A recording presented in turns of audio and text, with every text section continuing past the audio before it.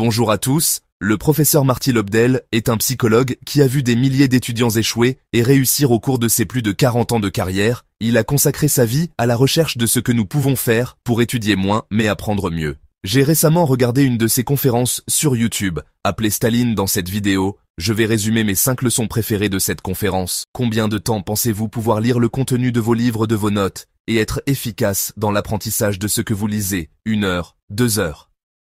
C'est une réponse personnelle. Mais au cas où vous ne sauriez pas combien de temps cela représente pour vous. Voici comment déterminer votre temps d'attention. Moyen. Notez le moment où vous avez commencé à lire un livre ou à étudier. Puis notez le moment où vous commencez à vous déconcentrer. C'est le moment où vous remarquez que votre esprit vagabonde et que vous ne vous souvenez plus du paragraphe que vous venez de lire, ce qui vous oblige à le relire. Combien de temps cela vous a-t-il pris, selon l'Université du Michigan? La moyenne est de 25 minutes. Très peu de personnes peuvent aller au-delà. Jetez un coup d'œil à ce graphique, c'est comme ça que ça marche. Pendant les 20 à 30 premières minutes, vous apprenez efficacement. Mais après cela, votre cerveau ne peut plus retenir ou même comprendre aucune information. Si vous ne faites pas de pause, vous vous effondrez et vous devenez de moins en moins efficace jusqu'à ce que vous ne fassiez que regarder les pages sans rien apprendre. Vous pouvez rester là à 1 heure de plus ou 4 heures de plus.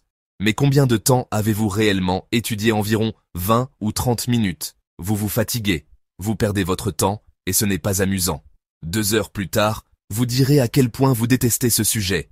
Ce qui ne fera que rendre le sujet encore plus difficile à appréhender. Maintenant, imaginez faire cela tous les jours pendant des semaines et des mois d'affilée. Pas étonnant que certaines personnes détestent étudier. Pas étonnant que vous disiez des choses comme « j'étudie tout le temps et j'ai jamais de bonnes notes ». Lui, il étudie 20 minutes et fait la fête le reste de la journée. Et il réussit tous ses examens, c'est pas juste. Donc lorsque vous atteignez votre maximum et que vous vous rendez compte que vous perdez votre concentration, vous devriez arrêter d'étudier. Si vous faites des pauses régulières, chaque fois que vous vous remettez à étudier, vous recommencez au maximum de votre efficacité. Il n'est pas nécessaire de faire de longues pauses, 5 minutes suffisent. Voici donc à quoi ressemble le graphique, maintenant, avec les pauses. Bien sûr, vous ne pouvez pas étudier indéfiniment, mais si vous faites des pauses régulières, vous pouvez facilement faire passer votre temps d'étude de quelques minutes à quelques heures ou plus, sans vous fatiguer, ni gaspiller vos efforts. Pendant ces pauses, vous devez faire quelque chose qui vous plaît. Considérez cela comme une récompense pour avoir étudié dur. Levez-vous et bougez, étirez-vous. Faites une promenade et dansez sur votre chanson préférée. Et après votre dernière session d'études, offrez-vous une grande récompense. Il faut que ce soit quelque chose de spécial.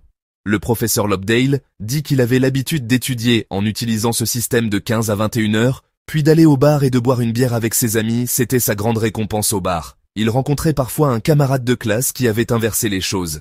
Il était au bar depuis 15 heures et rentrait maintenant chez lui à 21 heures pour étudier. Je suis sûr que vous pouvez deviner l'efficacité de sa session d'études qui commençait à 21 heures après 6 heures de bière. Donc voici ce que vous allez faire. 25 minutes d'études, 5 minutes de pause, répétez le processus, et enfin, une grande récompense à la fin. Une chose intéressante est qu'après un certain temps, votre esprit apprendra ce schéma. Il apprend la concentration, vous devez juste lui donner les bons signaux. Ainsi, lorsque vous commencez à étudier votre cerveau, c'est déjà qu'il est temps de se concentrer, et c'est ce qu'il fait. Cela signifie qu'après un certain temps, vous serez en mesure d'allonger votre temps d'apprentissage effectif. Il suffit de faire des pauses régulières et d'être discipliné pour que cela devienne une habitude. Comme vous pouvez le constater, il ne s'agit pas d'étudier plus. Il s'agit de rendre votre temps d'étude si efficace que vous pouvez étudier moins et apprendre plus. N'étudiez pas dans votre chambre. Je suis sûr que cela vous est déjà arrivé. Vous n'avez pas remarqué que vous aviez faim jusqu'à ce que vous rentriez chez vous et voyez la nourriture servie sur la table. Ou bien, vous entrez dans une pièce et vous vous sentez soudainement plus alerte ou joyeux, même si vous ne savez pas pourquoi. Ce genre de choses se produit lorsque notre cerveau est entraîné à recevoir en permanence des signaux de l'environnement et d'y répondre. Cela se produit de manière inconsciente. Vous ne pouvez donc pas le contrôler. Vous avez toujours dormi sur un lit. Votre cerveau comprend donc que la fonction première d'un lit est le sommeil. Donc, si vous êtes dans le lit, votre cerveau va ralentir et perdre sa concentration. C'est en fait une bonne chose. Vous pouvez l'utiliser pour apprendre à votre corps à réagir comme vous le souhaitez. Par exemple, si vous évitez de faire quoi que ce soit d'autre que dormir dans votre chambre, lorsque vous vous allongerez sur votre lit, vous vous endormirez plus facilement. Au fait, cela inclut de ne pas utiliser votre téléphone. Vous avez probablement déjà compris ce que j'essaie de dire. Vous avez besoin d'une zone d'étude dédiée afin que votre cerveau puisse être préparé à se concentrer et à apprendre. Avez-vous un bureau tranquille ou une pièce séparée à la maison que vous pouvez utiliser uniquement pour étudier et travailler? Si c'est le cas, vous avez de la chance. Si vous n'étudiez que dans cette pièce, votre cerveau recevra le signal et se concentrera plus facilement. Et si ce n'est pas le cas, le professeur Lebel a une astuce à vous apprendre. Utilisez une lampe d'étude. Supposons que vous n'ayez pas d'autre choix que d'étudier dans votre chambre. Procurez-vous un bureau. Il peut être très simple et petit tant que vous ne l'utilisez pas pour autre chose que sa fonction première, étudier. Procurez-vous également une lampe d'étude, comme celle-ci par exemple. Placez le bureau contre le mur de manière à pouvoir tourner le dos à votre lit. Prenez votre lampe, préparez vos livres, allumez votre lampe et commencez à étudier. Dès que vous perdez le fil, 20 ou 30 minutes plus tard, éteignez votre lampe, levez-vous et allez faire autre chose. Prenez votre pause de 5 minutes. Revenez, allumez votre lampe et recommencez. Cela fonctionne. Les étudiants qui ont fait cela ont obtenu une note supérieure d'1 point à celle du groupe témoin qui ne l'a pas fait. Mais pourquoi cela fonctionne-t-il? Vous vous entraînez à étudier. Lorsque vous êtes assis à cet endroit avec votre lampe allumée, votre cerveau comprendra le signal et la concentration deviendra plus facile avec le temps, jusqu'à devenir automatique.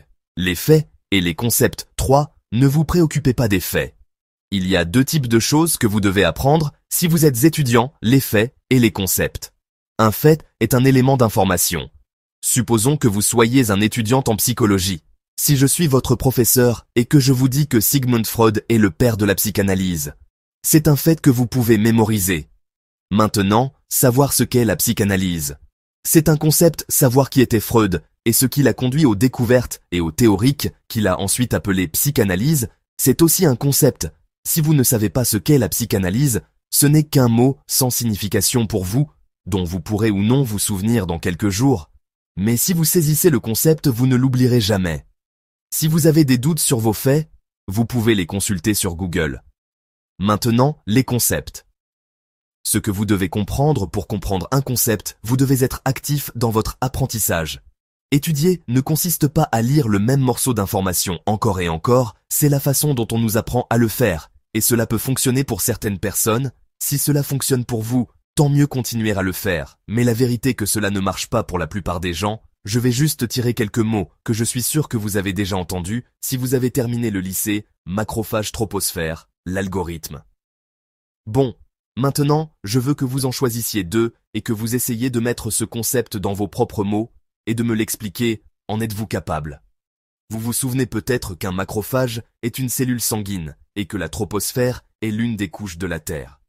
Ce sont des faits, mais quel est le concept? Que fait exactement un macrophage? Que se passe-t-il exactement dans la troposphère? Vous avez probablement appris tout cela par cœur à l'école, mais si vous ne vous souvenez pas suffisamment pour l'expliquer avec vos propres mots, c'est que vous n'avez pas bien saisi le concept. Maintenant, vous pensez peut-être que parfois, vous devez apprendre des choses qui n'ont pas de signification profonde et qui ne sont que des faits, comme l'année où quelque chose s'est produit, ou tous les noms des os du corps humain, par exemple. Si c'est votre cas, le professeur Lebel vous suggère d'utiliser des moyens mnémotechniques pour les mémoriser au cas où vous ne vous en souviendriez pas. La mnémotechnie est une technique qui fait appel à des indices pour vous aider à vous souvenir des choses qui autrement vous sembleront être des informations sans intérêt. L'utilisation d'acronymes est l'une des techniques mnémotechniques les plus connues, mais il en existe bien d'autres. J'ai une vidéo entière consacrée aux techniques de mémorisation. Elle est basée sur un livre intitulé « Illimité de mémoire ». Je mettrai un lien dans la description. Passons maintenant à la prochaine chose que vous ne devez pas faire si vous voulez être un apprenant efficace. Pensez à quelque chose qui est très facile pour vous. 4. N'étudiez pas seul. Pensez à quelque chose qui est très facile pour vous. Il peut s'agir d'une langue que vous parlez couramment, d'une matière scolaire dans laquelle vous avez toujours été bon, ou d'un sujet lié à votre travail actuel. Par exemple, vous est-il déjà arrivé d'essayer de l'expliquer à un ami ou un membre de votre famille, et qu'ils ne comprennent pas? Vous vous êtes dit, mais c'est si facile. Comment peuvent-ils ne pas savoir? Ce n'est pas de l'arrogance, c'est un préjugé. appelée la malédiction du savoir. Lorsque vous connaissez bien quelque chose, vous avez tendance à supposer que les autres le connaissent aussi. Par exemple, si vous parlez très bien l'anglais, cela devient naturel pour vous. Donc votre esprit efface toutes les difficultés que vous aviez autrefois, et vous ne voyez pas à quel point cela peut être déroutant. Tous les enseignants du monde souffrent de la malédiction du savoir, à un certain niveau, même les meilleurs pour éviter ce biais. Les enseignants et les professeurs doivent apprendre des méthodes pour expliquer les choses de manière simple. Vous l'avez probablement remarqué, ils n'apprennent pas tous. La malédiction du savoir est la raison pour laquelle le professeur Lebel est un grand défenseur du pouvoir de l'étude en groupe. Il dit que votre professeur expliquera les choses d'une manière qu'il croit claire, ils ne peuvent pas se souvenir de ce qu'ils ont ressenti en apprenant cela pour la première fois. Mais vos camarades de classe le peuvent. Ils sont dans le coup avec vous. Parfois, vous saisirez un concept assez facilement et le transmettrez à vos amis d'études. D'autres fois, ils le feront pour vous. La bonne nouvelle, c'est que votre ami l'a appris récemment et qu'il ou elle sait exactement quels sont les points qui prêtent à confusion. Et vous vous direz « Oh, c'est ça que le professeur n'arrêtait pas de dire. Maintenant, je comprends, un avantage supplémentaire de l'étude en groupe est que vous avez la possibilité d'enseigner à d'autres personnes. Il n'y a pas de meilleure façon d'apprendre quelque chose que de l'enseigner à quelqu'un d'autre. Si vous rentrez chez vous et que vous essayez d'enseigner à vos parents le concept des intérêts composés et qu'ils vous répondent qu'ils n'ont aucune idée de ce dont vous parlez, vous serez obligé de saisir le concept plus profondément afin de le rendre simple et qu'ils puissent le comprendre. Si vous n'avez personne d'autre pour étudier avec vous, pas de problème, enseignez à une chaise vide si nécessaire. Le professeur Lodbell dit qu'il n'y a pas de problème à parler tout seul à voix haute, à condition que vous sachiez que vous le faites. Ne surlignez pas vos manuels scolaires. Voici un exercice que vous pouvez essayer. Prenez un vieux magazine que vous avez déjà lu. Dès que vous commencerez à tourner les pages, vous aurez l'impression de vous souvenir de ce magazine. La même chose se produit. Si vous regardez un film que vous avez déjà lu, vous vous dites « Oh, je me souviens de cette scène » ou « Je me souviens de cette partie de l'histoire ». En fait, vous ne vous en souvenez pas. Vous pensez juste que vous vous en souvenez, parce que vous reconnaissez ces scènes ou ces images. Le cerveau humain a un énorme pouvoir de reconnaissance. Vous pouvez voir une personne une fois, et lorsque vous la revoyez, des décennies plus tard, reconnaître son visage. Mais la reconnaissance n'est pas la même chose que la mémorisation. Par exemple, si vous regardez ce magazine et que vous essayez de deviner ce qui se trouve sur la page suivante, vous n'y arriverez pas. Car vous ne vous en souvenez pas vraiment, cela se produit également lorsque vous étudiez. Pour un examen, vous avez lu votre manuel plusieurs fois. Vous avez lu cette page plusieurs fois et surligné les parties les plus importantes. Ainsi, lorsque vous regardez ce texte coloré pour la 3e ou 4e fois, vous le reconnaissez. Vous vous dites que vous vous en souvenez, alors vous arrêtez d'étudier et vous vous sentez très confiant.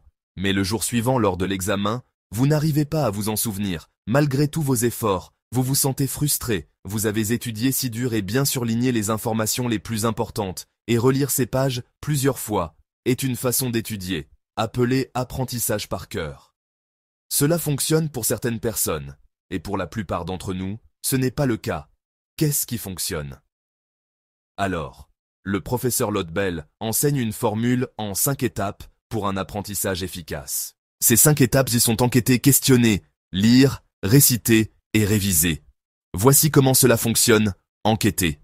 Tout d'abord, vous devez organiser le matériel que vous utiliserez pour étudier vos manuels scolaires et vos notes. Par exemple, si vous avez beaucoup de pages à lire, vous pouvez diviser votre matériel en sections et suivre ces étapes pour chaque section. À la fois, au lieu de tout faire en même temps, cela vous facilitera grandement la tâche. La première chose à faire, maintenant, est de parcourir toute la première section, en regardant les images, les titres, et en balayant simplement les textes. Il s'agit juste d'une étape de reconnaissance. Vous allez donc tourner les pages et vous familiariser avec les sujets et le contenu que vous allez étudier. Lorsque vous parcourez le matériel, posez-vous des questions. Par exemple, vous voyez le titre prototype. Alors, vous vous demandez, qu'est-ce qu'un prototype? Ne lisez pas encore tout le matériel, mais cherchez dans le texte des réponses aux questions qui vous viennent à l'esprit. L'objectif est de vous permettre d'avoir une vue d'ensemble sans vous focaliser sur les détails qui pourraient vous perturber ou vous submerger. Lire. Il est maintenant temps de lire le texte du début à la fin. Si vous devez surligner des informations importantes, faites-le. Mais le professeur Lebel dit qu'il est préférable d'écrire de petites notes à côté des paragraphes avec un très court résumé. Des idées principales N'oubliez pas que plus vous êtes actif, mieux c'est réciter l'étape suivante. Consiste à réciter ce que vous avez appris après avoir lu un ou plusieurs paragraphes. Arrêtez-vous, fermez les yeux et dites ce que vous venez de lire dans vos propres mots. Si vous pouvez le faire, c'est que vous l'avez appris. Si vous n'y arrivez pas, revenez en arrière, vous n'avez pas encore compris le concept. Réviser toutes les étapes précédentes doivent être effectuées à l'avance et non immédiatement.